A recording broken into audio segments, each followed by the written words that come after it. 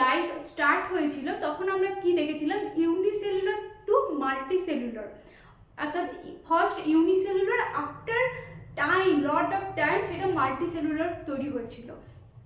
তো প্রথমে সরল থেকে জটিল, অর্থাৎ সরল থেকে জটিল আমরা দেখতে পেয়েছিলাম। তাহলে ফার্স্টে আমরা দেখেছিলাম যে একটা ইউনিসেলুলার সেল থেকে একটা মাল্টিসেলুলার অর্গানিজম। এইটা হচ্ছে simple to complex, always evolve হয় সিম্পল টু কমপ্লেক্স। আমরা কোনো কিছু বোঝানোর ক্ষেত্রে আমরা কি দেখি যে সরল থেকে আমরা জটিলের দিকে যাই, সেরকম জীবের যে উৎপত্তি হয়েছিল সরল থেকে আমরা আস্তে আস্তে কমপ্লেক্স জটিলের দিকে গিয়েছি, এখনো পর্যন্ত সেটা হচ্ছে। তো এই যে জীবের সংগঠন আমরা জানি যে জীবের গঠনগত এবং কার্যগত একক হচ্ছে সেল। অর্থাৎ আমাদের যদি দেখি আমাদের শরীরে অসংখ্য কোটি কোটি সেল দ্বারা আমরা তৈরি। এরপর সেল এটা একটা স্তরে স্তরে যায়, যেমন একটা ট্যাক্সোনমি হায়ারার্কি আছে, যে আমরা ফার্স্টে স্পেসিস, তার উপরে জেনাস, তার উপর ক্লাস, অর্ডার, তারপর ফাইলাম, তারপর কিংডম। সেরকম ফার্স্ট যে জীবদের গঠনগত কার্যগত একক হচ্ছে সেল। এই সেল, এই অনেকগুলো সেল নিয়ে, একই রকম সেল নিয়ে তৈরি হয় টিস্যু। এই টিস্যু স্পেসিফিক্যালি এই টিস্যু থেকে তৈরি হচ্ছে নির্দিষ্ট একটা অর্গানের কি কাজ, একটা স্পেসিফিক যে কোনো কাজ করতে পারবে, যেমন হচ্ছে হার্ট, যেমন হচ্ছে কিডনি, যেমন হচ্ছে আই, এগুলো একটা অর্গান। এবার এখান থেকে তৈরি হয় অর্গান সিস্টেম। অর্গান সিস্টেম কি, যেমন আমাদের ডাইজেস্টিভ সিস্টেম। এবার অনেকগুলো অর্গান সিস্টেম নিয়ে তৈরি হয় একটা অর্গানিজম। তাহলে কি দেখলাম, একটা সিম্পল একটা সেল থেকে আমরা এত বড় একটা ইন্ডিভিজুয়াল, একটা মাল্টি সেলুলার, একটা বড় অর্গানিজম, একটা ইন্ডিভিজুয়াল আমাদের লিভিং অর্গানিজম একটা তৈরি হলো। সেই রকমই একটা জীব দেহ, যেগুলো সজীব, যেগুলো বেঁচে থাকে, যে কোনো একটা সেলের মধ্যে কি থাকে আমরা জানি যে এটা সজীব কোষের মধ্যে কি থাকে, প্রোটোপ্লাজম থাকে। এটা একটা নিউক্লিয়াসের বাইরে মাইটোকন্ড্রিয়া,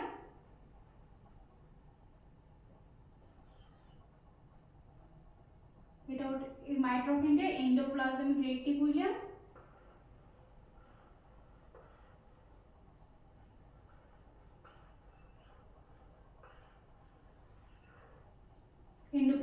আর এটা হচ্ছে নিউক্লিয়াস। এরপর এর ভেতরে কি বলছে, যে একটা জেলির মতো যে পদার্থ থাকে সেটাকে বলা হয় কোষের ভেতরে, প্রত্যেকটা সজীব কোষের ভেতরে জেলির মতো যে পদার্থ থাকে তাকে বলা হয় প্রোটোপ্লাজম।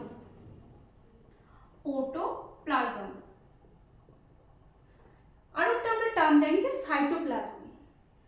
সাইটোপ্লাজম হচ্ছে এই যে পুরো এই সেলের ভিতরে পুরো অংশটাকে আমরা কি বলছি, প্রোটোপ্লাজম। এটাকে বলছি প্রোটোপ্লাজম, পুরোটাকে। সাইটোপ্লাজম হচ্ছে পুরো সবই থাকবে, কিন্তু নিউক্লিয়াস, উইদাউট নিউক্লিয়াস পার্ট, মানে protoplasm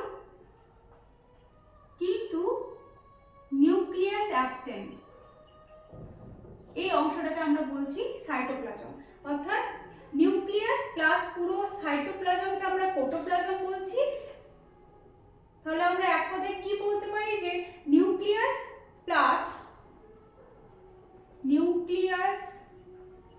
plus cytoplasm is the protoplasm. Okay, তাহলে নিউক্লিয়াস প্লাস সাইটোপ্লাজম হচ্ছে প্রোটোপ্লাজম, আর সাইটোপ্লাজম হচ্ছে প্রোটোপ্লাজম যেখানে নিউক্লিয়াসটা বাদ দিয়ে পুরো সেল অর্গানেল থাকবে, সেটা বলছে সাইটোপ্লাজম। এরপর আমরা দেখব যে জীব দেহের যে একটা জীব দেহ কি কি মলিকুলস, অর্থাৎ কি কি বায়োমলিকুলস, যেসব বায়োমলিকুলস আমাদের জীবের সংগঠনের, অর্থাৎ জীবন গঠনের জন্য প্রয়োজন সেগুলো কি হচ্ছে অজৈব এবং জৈব। অজৈব মানে হচ্ছে ইনঅর্গ্যানিক এবং অর্গ্যানিক। ইনঅর্গ্যানিক মানে হচ্ছে যেসব কম্পাউন্ড, যেসব জিনিসপত্রগুলো আমরা নন লিভিং অর্গানিজম থেকে আমরা যেসবগুলো পাই সেগুলোকে বলা হয় ইনঅর্গ্যানিক। এগুলো আর যেগুলো লিভিং অর্গানিজম থেকে আমরা পাচ্ছি সেগুলোকে সাধারণত বলা হয় অর্গ্যানিক। ওকে, তো অজৈবের মধ্যে কি আমরা দেখতে জল কথায় বলে থাকি যে জলের অপর নাম হচ্ছে জীবন। তাহলে একটা হচ্ছে জল, অ্যাসিড। অ্যাসিড মানে কি জানি আমরা HCl, আমাদের পাকস্থলীতে কি পাই HCl। ক্ষার, ক্ষার মানে কি, ক্ষার হচ্ছে যেমন হচ্ছে Na, সোডিয়াম হাইড্রোক্সাইড, যেসব ক্ষার। লবণ, লবণ তো আমরা জানি আমরা যেসব খাবারের মাধ্যমে আমরা তো নুন ছাড়া খেতেই পারবো না, সোডিয়াম ক্লোরাইড। আর গ্যাস, গ্যাস মতে আমাদের যে শ্বাসকার্যের জন্য কি দরকার হচ্ছে অক্সিজেন। আবার প্ল্যান্টের কি দরকার হয় কার্বন ডাই অক্সাইড। এইসব জিনিসগুলো হচ্ছে অজৈব। অর্গ্যানিক যে মলিকুলগুলোর মধ্যে কি পাচ্ছি আমরা যে দুই ভাগে ভাগ করা হয়েছে, মাইক্রো মলিকুলস আর একটা হচ্ছে ম্যাক্রো মলিকুলস। মাইক্রো মানে ছোট, যেগুলো সরল শর্করা মানে হচ্ছে গ্লুকোজ দেখতে পারি আমরা, এরিথ্রোজ, এইসবগুলো। Amino acid, glycine, tyrosine, isoleucine, leucine, এইসবগুলো। ফ্যাটি অ্যাসিড, ফ্যাটি অ্যাসিড হচ্ছে লিনোলেইক অ্যাসিড, তারপর আছে অ্যারাকিডোনিক অ্যাসিড, এইসবগুলো। নিউক্লিওটাইড, নিউক্লিওটাইড কাকে বলি আমরা, যে nitrogen base plus sugar plus যদি ফসফেট যুক্ত থাকে সেটাকে আমরা বলি নিউক্লিওটাইড। এবারে বৃহৎ জৈব অণু হচ্ছে জটিল কার্ভ। জটিল কার্ভ মানে হচ্ছে এটা ডাইস্যাকারাইড হতে পারে বা পলিস্যাকারাইড হতে পারে। লিপিড, লিপিড আমরা কি দেখি saturated, unsaturated. Nucleic acid, nucleic acid. আজকে আমরা যেটা আলোচনা করব সেটা হচ্ছে যে ইনঅর্গ্যানিক কি কি মলিকুলস আমাদের সংগঠনে, জীবের সংগঠনের স্তরে কি কাজে লাগে সেগুলো আমরা দেখব। ইনঅর্গ্যানিকের মধ্যে আমরা জল, আমরা জানি জলের অপর নাম হচ্ছে জীবন। জীবদেহের ওজনের 60 থেকে 80% হচ্ছে জল, 60 to 80% হচ্ছে এই জল। জল কি করে, আমরা যেগুলো প্রোটোপ্লাজম, এটা প্রোটোপ্লাজমকে সজীব রাখতে সাহায্য করে, অর্থাৎ প্রোটোপ্লাজমকে সজীব রাখতে সহায়তা করে, সজীব রাখতে সহায়তা করে। আর কি আমাদের যে দেহে, আমাদের রক্তে বলো, আমাদের দেহে যে হরমোন বা এনজাইম, যেসব জিনিসপত্রগুলো পরিবহনের কাজ কিন্তু এই জলই করে। তাহলে পরিবহনের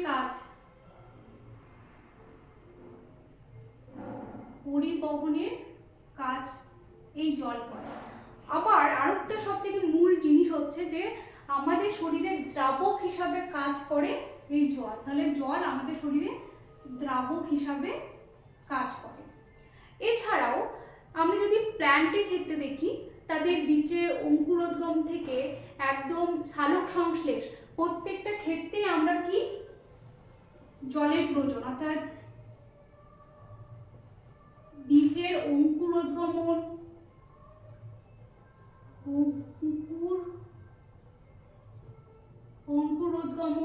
থেকে শুরু করে সালোক সংশ্লেষ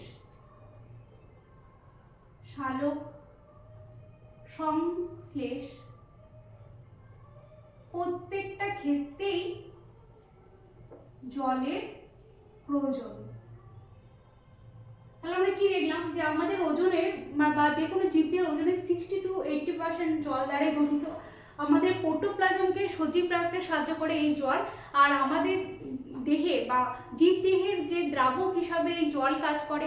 বিভিন্ন রকম জীবদেহের মধ্যে যেসব জিনিসগুলো পরিবহন হয়, যেমন হরমোন বলো, ব্লাড বলো বা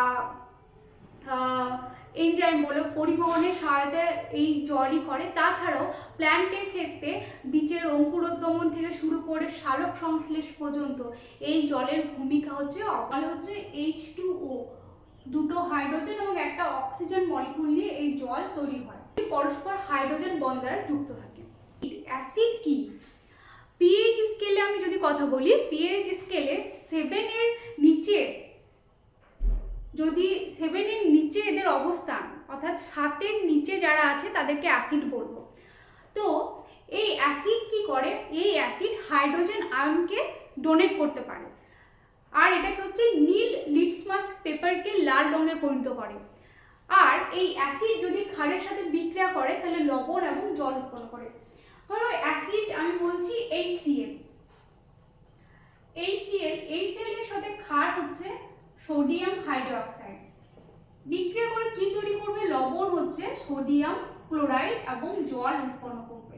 তাহলে এটা কি দেখলাম যে অ্যাসিড ক্ষারের সাথে বিক্রিয়া করে কি তৈরি করলো, লবণ সোডিয়াম ক্লোরাইড তৈরি করলো।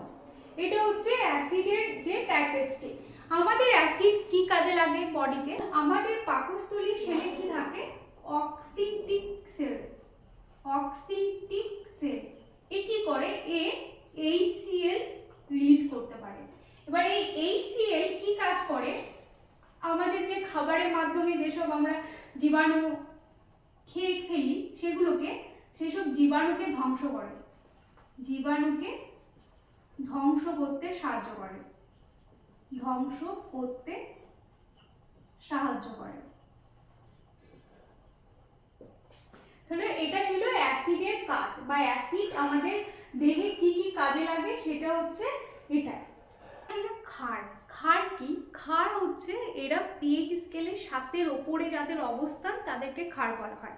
যেমন হচ্ছে সোডিয়াম হাইড্রোক্সাইড, যে অ্যামোনিয়াম হাইড্রোক্সাইড, পটাশিয়াম হাইড্রোক্সাইড, এগুলো সব ক্ষারের উদাহরণ। ক্ষার কাকে বলবো, ক্ষার হচ্ছে হাইড্রক্সিল আয়ন, অর্থাৎ বিয়োজিত হয়ে হাইড্রক্সিল আয়ন রিলিজ করতে পারে। এরপর এই ক্ষারই কি না, প্রোটন রিসেপ্টর H+ কে অ্যাকসেপ্ট করতে পারে, ঠিক আছে। তাহলে হাইড্রক্সিল আয়ন বিয়োজিত হয়ে হাইড্রক্সিল আয়ন রিলিজ করে, এটা লাল লিটমাসকে নীল রঙে পরিণত করে। ক্ষার অ্যাসিডের সাথে বিক্রিয়া করে লবণ তৈরি করে, কি হচ্ছে, অ্যাসিডের সাথে বিক্রিয়া করে লবণ। যদি ক্যালসিয়াম অক্সাইডের সাথে HCl বিক্রিয়া করে তাহলে তৈরি করবে ক্যালসিয়াম ক্লোরাইড প্লাস জল, অর্থাৎ এটা হচ্ছে ক্যালসিয়াম অক্সাইড হচ্ছে ক্ষার, আর HCl তোমরা জানো যে এটা একটা অ্যাসিড। এ কি তৈরি করলো, ক্যালসিয়াম ক্লোরাইড, অর্থাৎ এই একটা লবণ তৈরি করলো। এরপর কথা হচ্ছে যে এই যে ক্ষার কখন কাজে লাগে, দেহের যদি অ্যাসিডের মাত্রা বৃদ্ধি পায় তখন এই ক্ষার এটাকে প্রশমিত করে, ব্যালেন্সের কাজে লাগে। লবণ কিভাবে তৈরি হয়, অ্যাসিড এবং ক্ষারের বিক্রিয়ার ফলে লবণ এবং জল উৎপন্ন হয়। এখানে অ্যাসিড HCl এবং ক্ষার হচ্ছে NaOH, এটা কি তৈরি করছে, সোডিয়াম ক্লোরাইড এবং জল উৎপন্ন করে। এই লবণের কি কি প্রয়োজনীয়তা ভূমিকা আছে আমাদের শরীরে, খাদ্য লবণে যে সোডিয়াম আয়োডাইড থাকে, আমাদের যে হরমোন থাইরয়েড হরমোনের জন্য আমাদের কি দরকার হয়, আয়োডিন দরকার হয়। সেই আয়োডিনের যোগান কিন্তু এই সোডিয়াম আয়োডাইড থেকে আমরা পাই। তাছাড়া সোডিয়াম এবং পটাশিয়াম আমাদের যে অ্যাকশন পোটেনশিয়াল হয়, অর্থাৎ আমাদের যে নার্ভ সেলের অ্যাকশন পোটেনশিয়ালের ভূমিকা পালন করে, অর্থাৎ যে স্নায়বিক স্পন্দন হয় সেটাতে এদের main function action potential sodium এবং পটাশিয়াম। তাছাড়াও সোডিয়াম পটাশিয়াম কি হচ্ছে, জীবদেহের যে জলের ভারসাম্য রক্ষা করতে এই সোডিয়াম পটাশিয়ামকে কাজে লাগে। গ্যাস মানে কি হচ্ছে, যেমন আমরা বলছি অক্সিজেন আমাদের দেহে রেসপিরেশন শ্বাসকার্যের জন্য আমাদের কাজে লাগে। আর একটা হচ্ছে CO2 কি হচ্ছে, প্ল্যান্টের যে সালোক সংশ্লেষের জন্য আমাদের CO2 কাজে লাগে। তাহলে এই হচ্ছে গ্যাসের ভূমিকা। এটাই ছিল জীবন সংগঠনের স্তরে আজকে ফার্স্ট ক্লাস। আজকে আমরা ইনঅর্গানিক যে মলিকুলস নিয়ে কথা বলেছি। দেখা হবে নেক্সট ভিডিওতে।